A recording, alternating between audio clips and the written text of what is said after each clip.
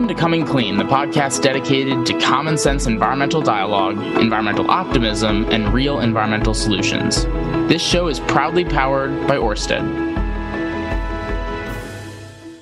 Alrighty, folks, welcome back to another episode of Coming Clean, but we don't have our regular podcast yet. We have the issues of the day with our friend Lucy Biggers. It is so great to have Lucy back on the show because we've got a lot to talk about in a short amount of time with some huge happenings last week around climate and the environment that I'm sure you all have either heard of or heard about a little bit. And we're going to dive into both the Willow Project and something that happened overseas that you may or may not have heard of. And we've got Lucy Biggers back on the show. Welcome back.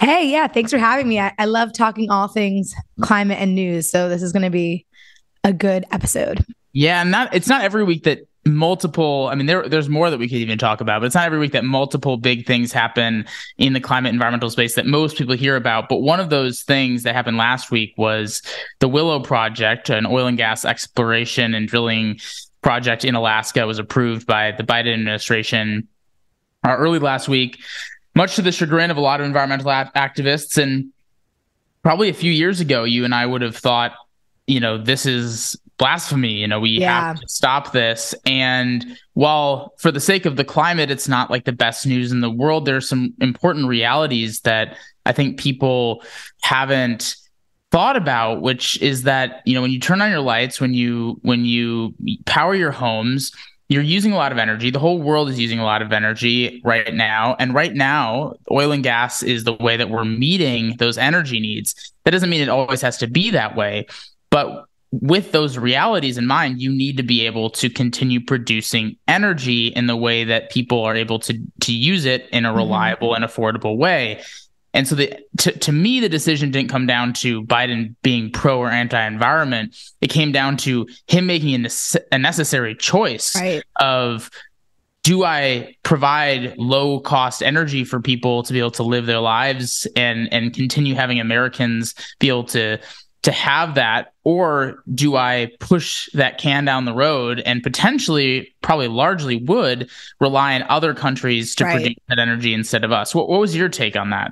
Yeah, I think I'm actually happy with the decision to go forward with this because I think it shows that Biden is thinking about ruling as commander in chief and the needs for everyday Americans and not just ruling like as sort of more of like an activist, environmental activist president. He definitely went against some of his promises that he made when he first went to office. I think he said no new drilling when he started, which, okay, like that is just pandering to his very more left base. But like, I agree with you. Like a few years ago, I would have probably been like pulling my hair out of this. I probably would have spiraled into some like climate anxiety, depression. But like, I'm in my 30s now. I'm a mom. I'm a homeowner. And I get it now. I get that, like, as much as we need to address climate change, we need to be transitioning to cleaner ways to produce our energy and lower emissions. We can't let our attempt to achieve that make life actually worse. Like, there's this balance between we're trying to not have our future be very negative because of the impacts of climate change, but then you're going to make the present even worse because you're trying to, prevent something that's going to happen in the future. And so I think, again, this is where the rubber hits the road. Like, we need affordable, reliable, and plentiful oil and gas. And that's how we get our energy at this point. And like you said, if we didn't do it, we'd be offsetting it to some other country. Who knows what their environmental regulations are? And unfortunately, like, this is what it means to live on a planet where there are resources that we need for our civilization to survive. Like, I mean, if I could have a magic wand and we didn't need that, then that would be great. But we have to live in reality. And the reality is, like you said, this is how we get our energy right now. I will say they did some positive things. I took some notes. They did what? So it was supposed to be like 5 different areas that were going to be getting the oil out of the ground. Oh, sorry. So they were supposed to have 5 drilling sites. They're doing 3 and they're doing 40% less acreage. And I watched Deb Haaland, the Secretary of Interior, Deb Haaland, talk about this on, her Twitter. And basically they talked about why it was a necessary evil. So Well, I think that's unfortunately when you're extracting resources to survive, there's always going to be a necessary evil. There's always a trade-off. There's trade-offs to solar and wind. There's trade-offs to nuclear. There's trade-offs to literally everything. And what you have to weigh are the trade-offs with the cost and the impact on people's lives. And unfortunately, maybe this isn't the case long term, but unfortunately in the short term, we have to be able to, well, I wouldn't say it's unfortunate, but unfortunate for the planet long term. It's unfortunate that we have to have short term energy that maybe isn't as clean as we'd like.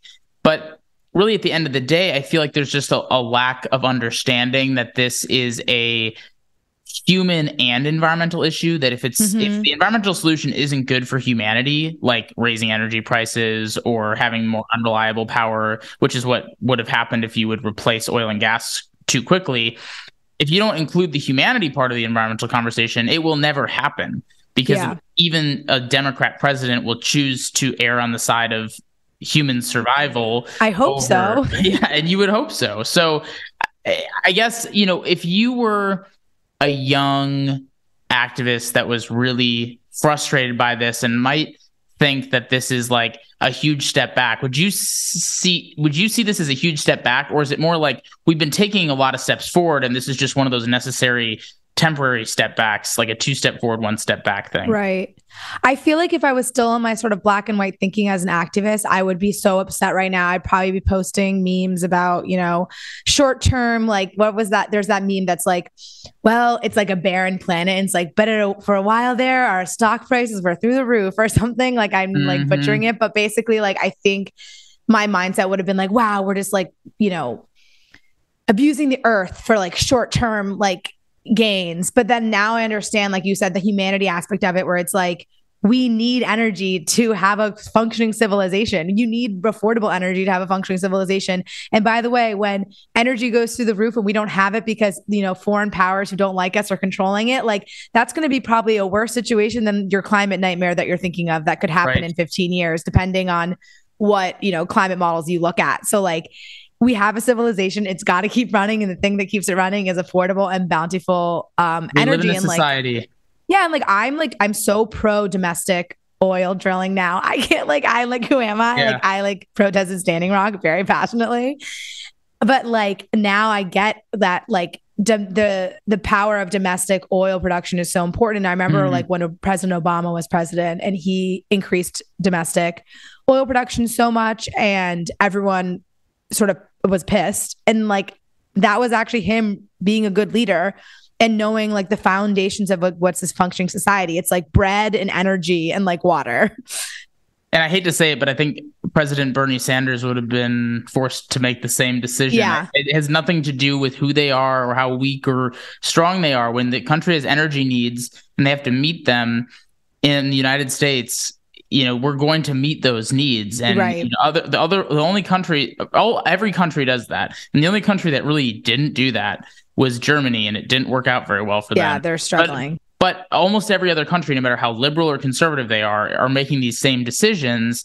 And I think to your point, it's the only thing that should be uncovered from this is not, there's some agenda to, kill the earth. It's like the agenda here is that we don't have the solutions yet to replace oil and gas at the scale that we need. So if you're frustrated by it, then in my opinion, put your attention towards finding those solutions and finding ways to decrease the costs of other energy sources, looking at the new technology. Become a nuclear physicist. Exactly. Become like we need more good ideas to get to get these other energy sources to the place of oil and gas. And that will take time. It's not going to happen overnight. And it's going to take a lot of individuals, a lot of good ideas, and it's not going to happen overnight. Speaking of Europe, you flagged for me, and my dad had actually sent me the same story on the same day last week. So you guys are on the same wavelength. The same, like as boomers, I'm a boomer. Okay, so no, your dad. People have been saying that. People have been saying that about you for a while. Now tell us what happened last week. Wait, I was gonna say, if you follow my Instagram, and I'll like go on these rants now where I'm like changing all my opinions. I had a baby last year. So someone goes, wow, does having a baby change your brain chemistry? Like you're so different. It's like, it was like you're pro plastic and like pro oil now. I was like, oh God. You're like, maybe, I don't know. I was like, I mean, it probably does. There's definitely studies. Okay. So this is so interesting. And I've been following this for a while.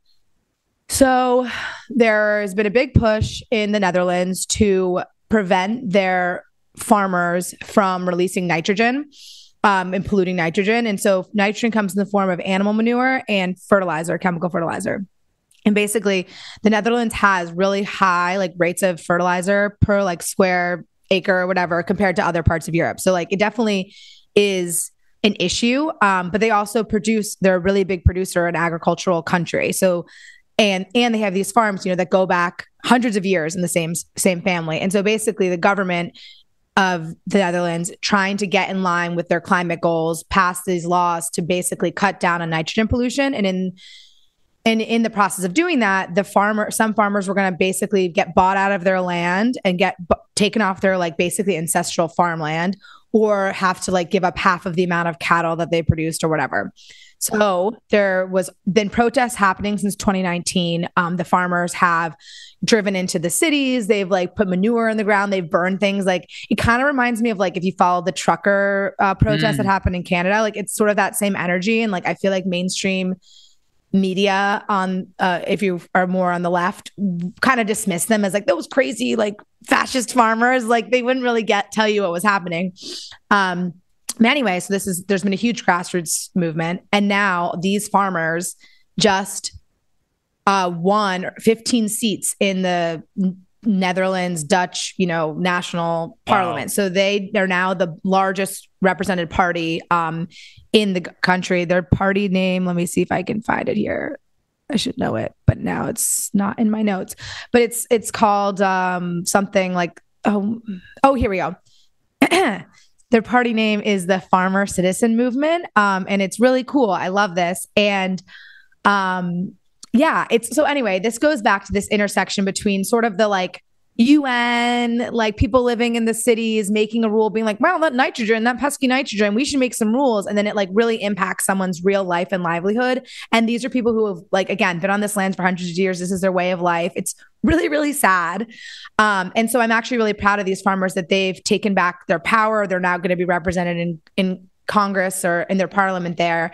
And again, when you're talking about unintended consequences, what I don't get with this is like, so you're going to prevent, livestock from being grown in the Netherlands. And where is that livestock going to then, grown or raised? The demand does not change. The demand's not going on. So you're going to be importing Brazilian livestock. And by the way, that's way worse. That's talk about like deforestation in a freaking jungle versus the Dutch have been raising cattle for millennia. They like invented it. Have you ever seen like a Dutch like milkmaid with like cheese? They're like, cheese is their national like symbol. Never met one, but I've heard stories. I stayed abroad in Amsterdam actually. So you have seen them. So I know. But I think you're making a really good point, which is almost on the same point as the Willow Project, which is again that the solutions to protecting the environment can't be against the humans that we are surrounded by, because. And it's even worse with farmers, because the farmers are the reason that the people in those cities who don't want food. They have food. And so you have to find solutions that work for them. And it's worse. I would argue even like with the Willow Project, like there's an argument to be made that like basically land that's untouched is now going to have to be like used for production. That is the biggest negative in my opinion. Yeah, that's the biggest negative. And like there's a very valid argument that I could be like, yeah, that's very valid. And it's the trade-offs of like you're hurting this land here to get value. But this is land that's already being used and producing food for a country and providing jobs and local communities and all of that jazz. And so it's just, I think it's wrong on so many levels. And it's sort of a microcosm of this tension between sort of the UN. This is when I start to sound like a conspiracy theorist, but which I'm not, but like, I totally get it. Like the sort of UN World Economic Forum, like kind of like flighty, like it can come across that emissions. Way. Yeah. Versus like the man on the ground who's like, I'm raising a cow that like I get milk from and then I bring it to a store and you drink it. Like that's very grounded versus very like ungrounded.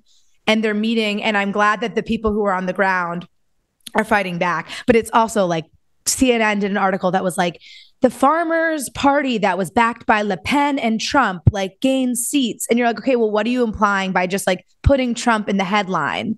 You're basically saying that these people are far right. Right.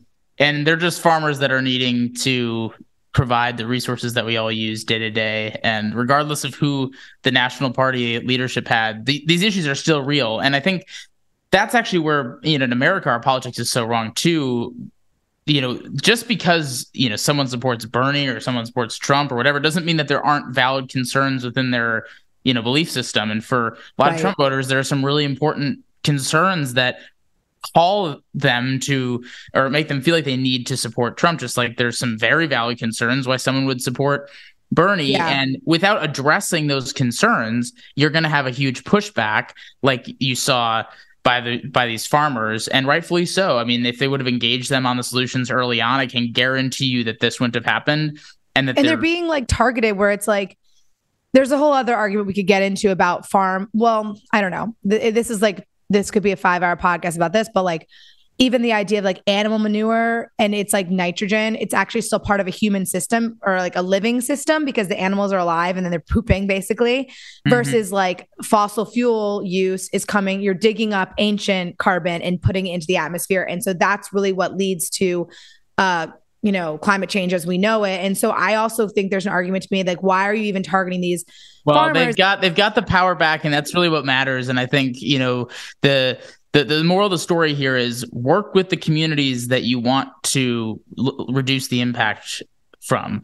And if you don't, you're going to get pushback, and you might get a worse, answer than you wanted, than the norm in the first place. Like this is quote unquote worse for the people who propose these policies than it would have been if they actually tried to work with the farmers in the first place. And I think that should be the moral story here in the United States too, is you've got to do that engagement. You've got to find solutions that work for both the environmental community and the communities that are, causing environmental impact, especially the ones that we rely on for our daily survival. Lucy, we are out of time, and we've got an amazing podcast coming up with Congresswoman Morris Rogers, but we're going to have you back on because these things keep seeming to pop up all over, really a lot these days. There's a lot of kind of current climate and environmental news stories that people are getting upset about or excited about, and excited to bring you on for the next set. Hopefully Perfect. Next week. I know. I love talking about this stuff. Thanks for having me on. Of course.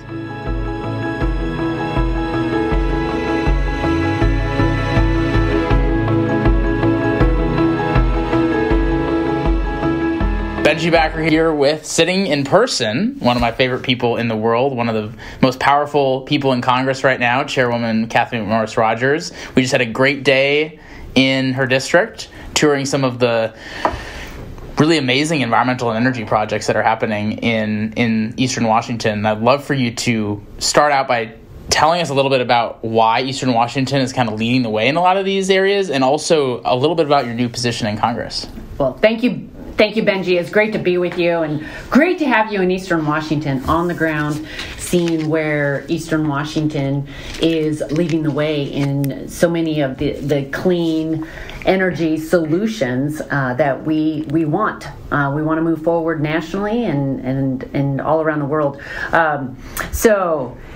As far as being the new chair of Energy and Commerce, it's just a great position. I'm excited to be leading on the Energy and Commerce Committee in the House. I believe that good energy policy is good climate policy, and America has been leading in new technologies, new innovations that are continuing to ensure that we have the energy that we need to meet our needs, that we are, I believe it's important that we're energy independent and that we have reliable, affordable energy, but also leading the way in bringing down carbon emissions and clean energy solutions across the board. And to be the chairman of this committee right now is exciting, to be able to set the agenda, to move legislation through the committee that is going to lead us in, unleashing American energy, this new technology, this new innovation, bringing down the cost while also securing supply chains, which it's all really important to us and also to our allies and partners around the world. Well, you're the first woman to chair this committee, and that's historic. But one of the other things that's really historic is that you're a Republican member of Congress who's leading on the topics of environment and climate. Now, I say historic because most people wouldn't know that that's possible. Can you talk a little bit about why you feel like the environmental and climate agenda and energy agenda of Republicans could actually serve our environment better than the approach of, you know, your peers on the other side that have dominated this conversation for so long? Because I have a lot of confidence in what we're putting forward, what the Republicans are putting forward are solutions that are actually going to get results. And so often on the left, you will hear rhetoric around a potential issue, and whether it's a Green New Deal or some of the environmental policies that are being promoted, but they're not the ones that are going to get results. So tell us a little bit about like the results that you're hoping to achieve, and what are some of the policy areas that you're looking at right now? Well, we are.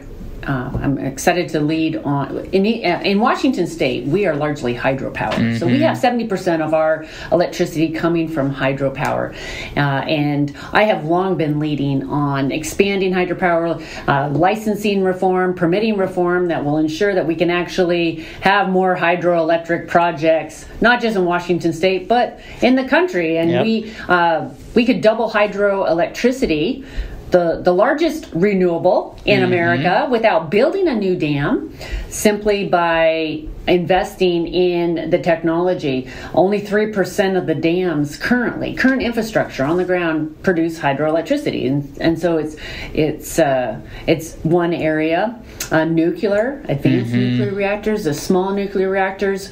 We're going to have some hearings around permitting, as well as access to the enriched uranium that we need to run these small nuclear reactors.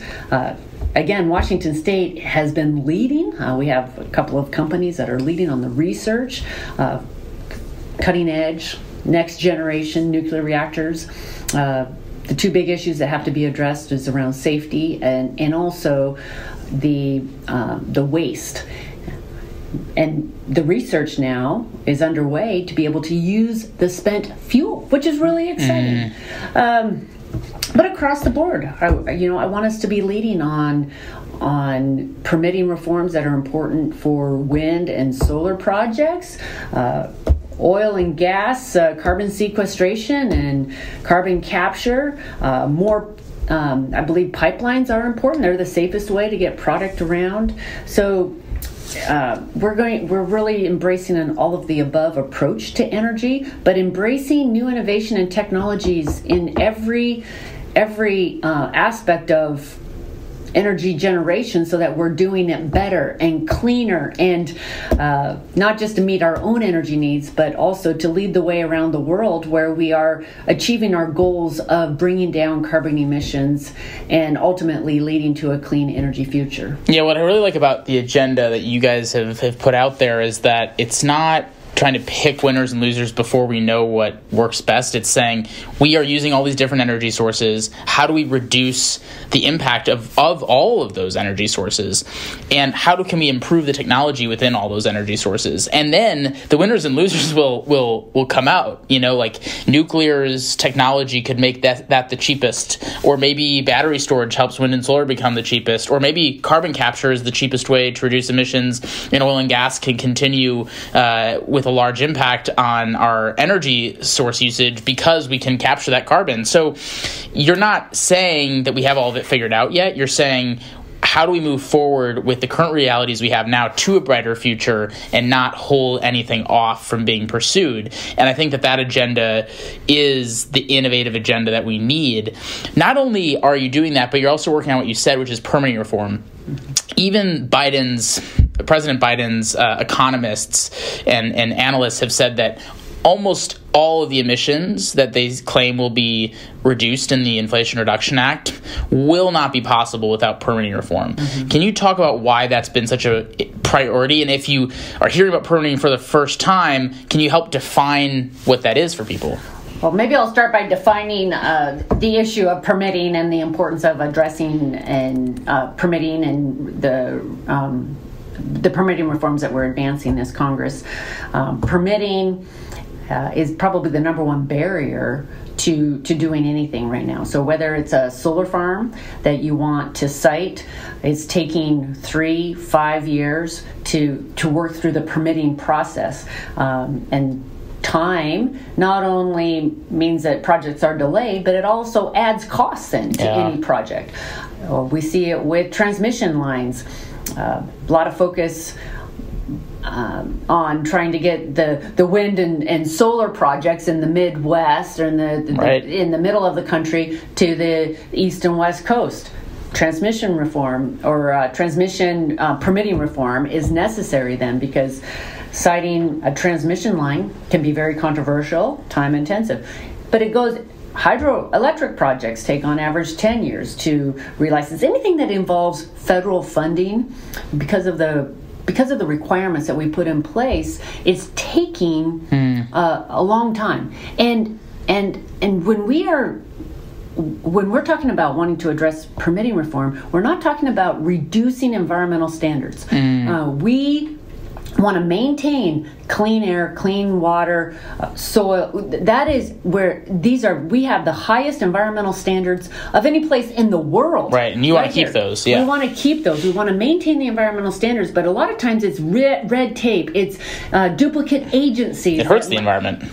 And it hurts the environment, yes, because these projects are delayed. Costs are added then to building or developing any project, no matter what kind of an energy project it may be. And all of that means that it raises the cost of everything in the United States of America. Well, that's right. And I think people, it seems backwards that accelerating these projects could have a pro-environmental impact when you just think about it, because we've been trained to think they need to have all these extensive background checks and we have to have all these regulations and all these standards.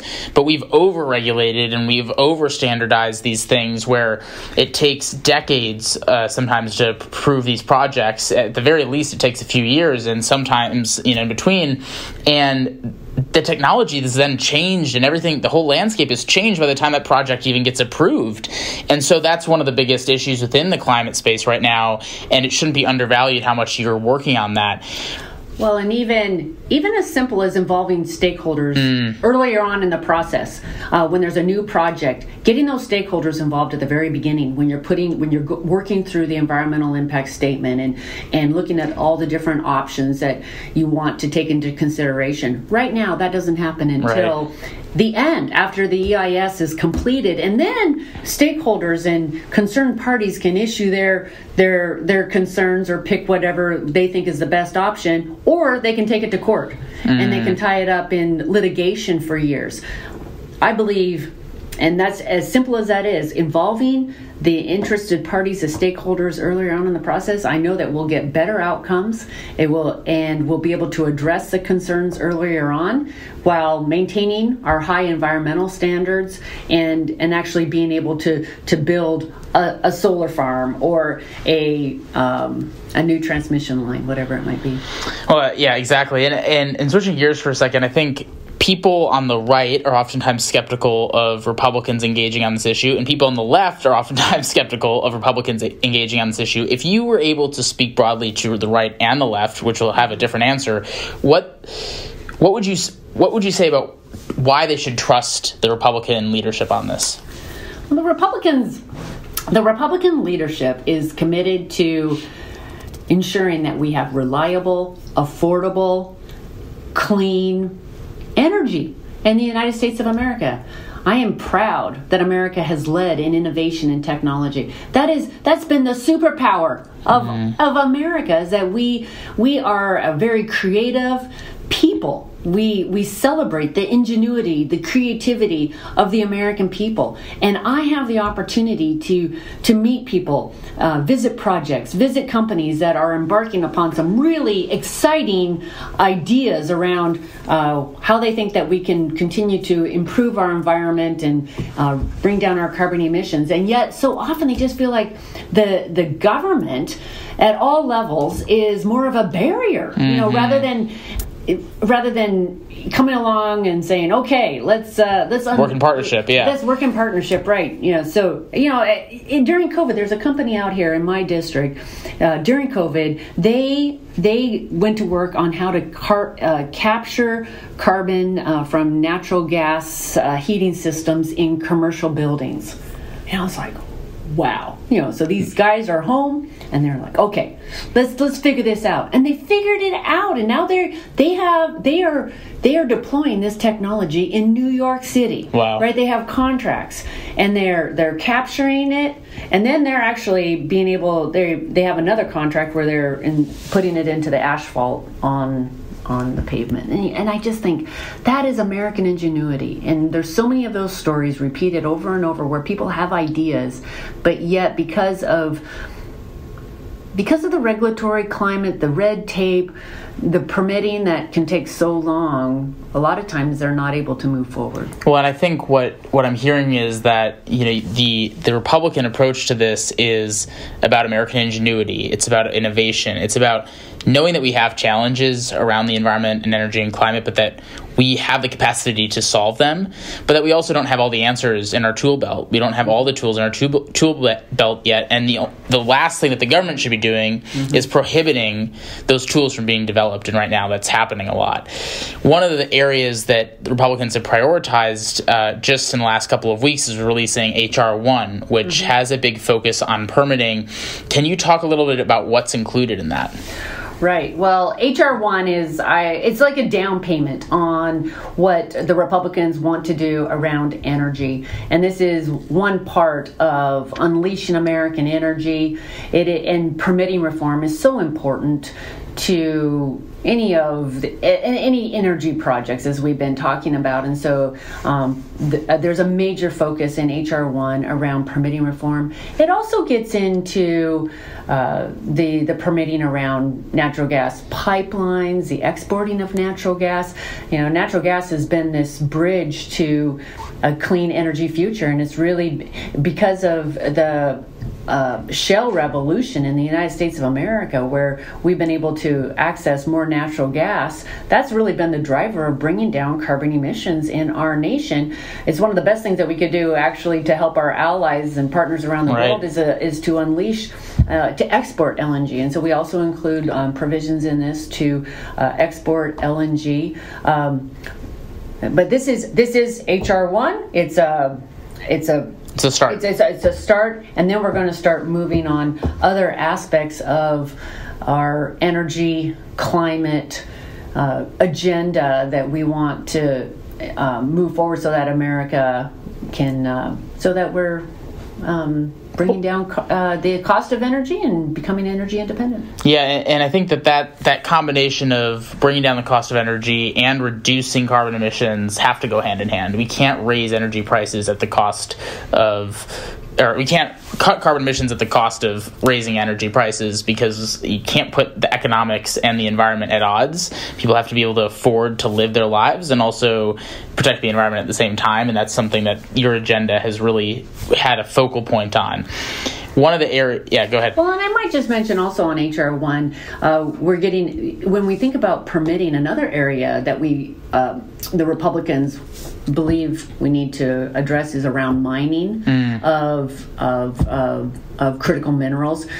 When you look at a lot of the wind and solar and electric vehicles, there's a huge need for metals. And right now we are dependent upon a lot of other countries around the world for getting the metals that we need. We have natural resources in America, but yet there's been a lot of mines that have been shut down in recent years not because the mining companies didn't do their due diligence. Yeah, it would do their due diligence. It was just that it was becoming cost prohibitive, and it was easier to go to another country.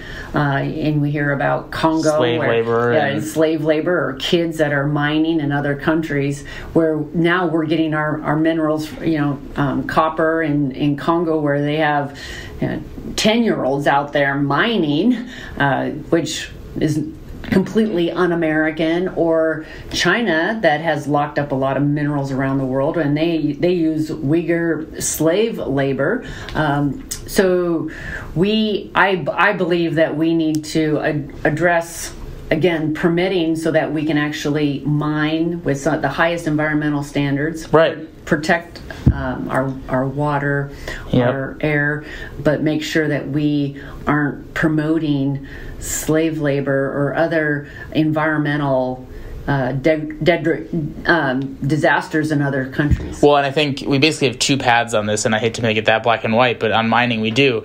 We can keep going the way we have been going, which is having China and other kind of disastrous nations in the way that they're handling this continue this process of mining, and with horrible human rights standards, with coal powering the mining that they're doing in these countries, which has a huge emissions profile that when you actually carry an electric vehicle off the lot, it already has emitted a ton of carbon before it even gets driven, because it was the battery and everything made with it was made by coal-powered plants.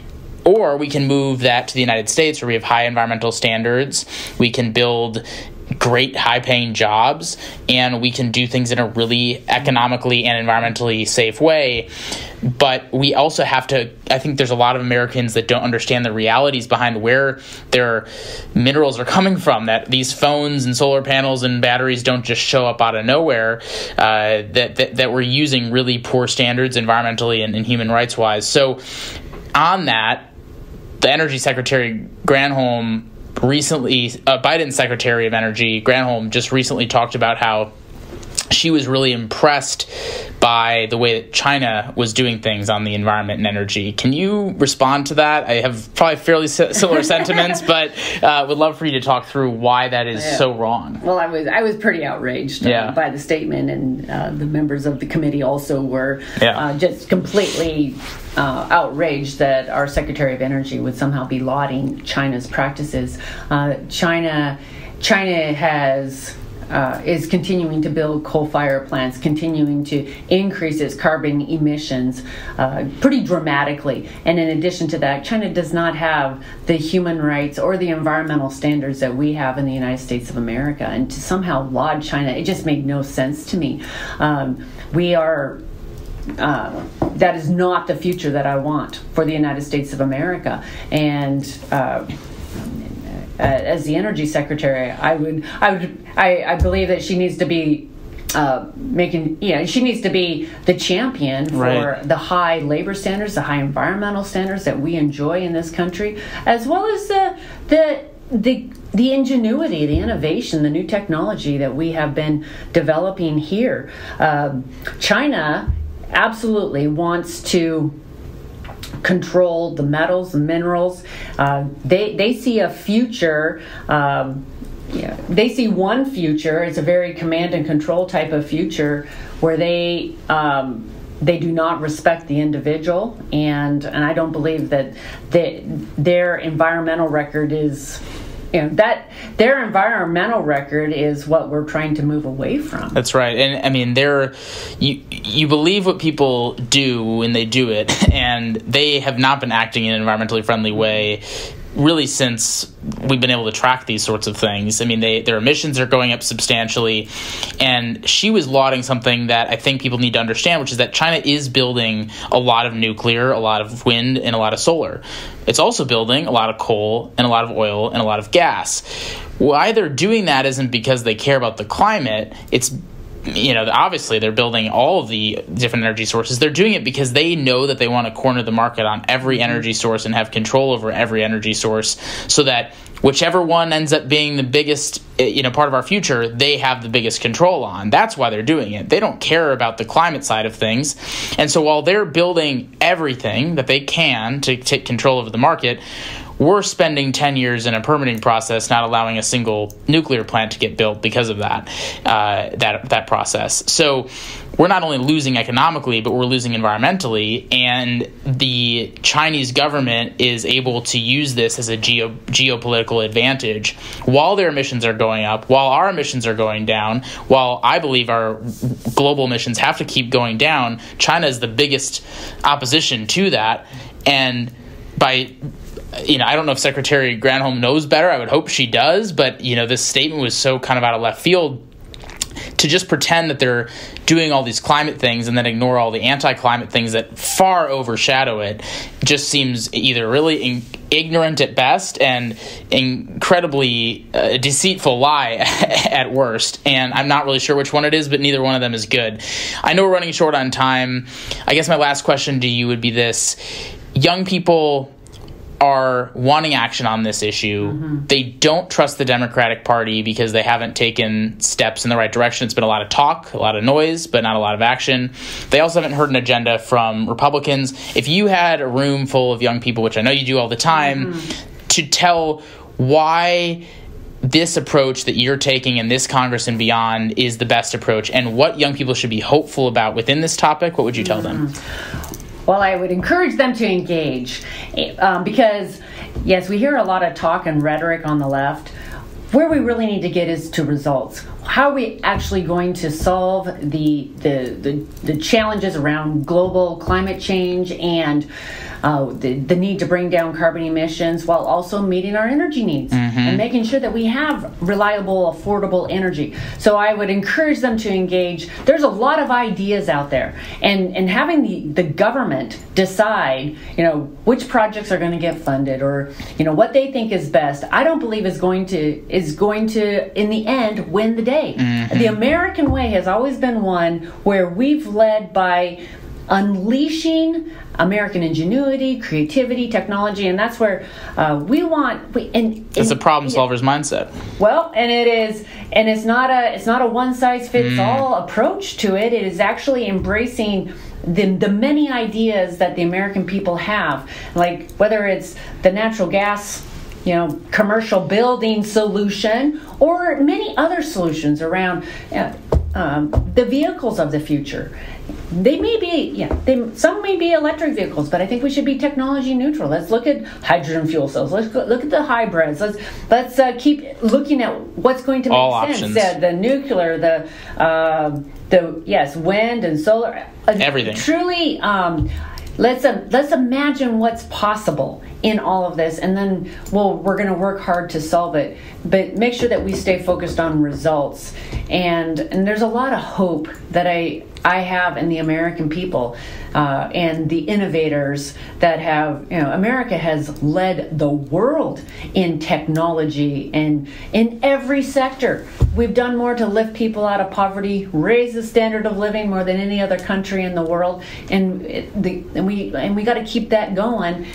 This time, making sure that we're leading in carbon reduction, climate solutions that are going to ensure that we have the energy that we need also. And if we don't do that, the rest of the world will be worse for it. Our citizens will be worse for it, and we appreciate your leadership on this. Last follow-up question, sorry. You said young people need to be engaged. What is the best way, as an incredibly influential leader in D.C., if you were a young person, what would you want to do to really make your voice heard on this? Or if you were in your position, what would you want to hear from young people? What mediums would they take in terms of getting to you? Like, what is the best way to be active in this as a young person? Get involved with the ACC and Benji Bagger. I mean, that was not teed up on purpose for that, but I love that.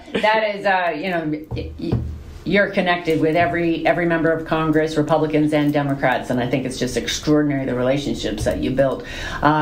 Every congressional office, every member of Congress wants to engage with young people, and so I have a Congressional Youth Advisory Committee. and I think a lot of other members do too, engaging, coming and interning in the office, working on a campaign. There's a number of ways that, depending upon what someone wants to do, you can come to DC for a short amount of time or a longer period of time, or you can get involved in the advocacy. And I think that's where getting involved with ACC is a great way to engage locally as well as nationally. Love that, and I appreciate the plug, but most importantly, I appreciate your leadership on this issue. You do not get enough credit for the amount of leadership that you've had on this, and I wish you got more. Hopefully this is one small piece of that, and really appreciative of your friendship, but also your leadership on building a brighter future for this country, for my generation, for future generations that haven't been born yet, and for the future of this planet. People will be thanking you years and years down the line. They should be thanking you now, and thank you for joining the first ever in-person Coming Clean podcast episode. Thank you, Benji. The best is yet to come. Yes, it is.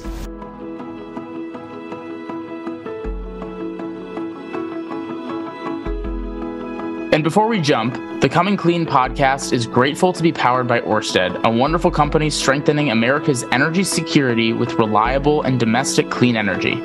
Through its integrated renewable energy solutions, Ørsted is creating American jobs, investing in American communities, and driving American innovation, all while preserving our country's natural habitats. A clean energy future truly connects us all, and Ørsted is helping lead the charge. To learn more, visit us.orsted.com.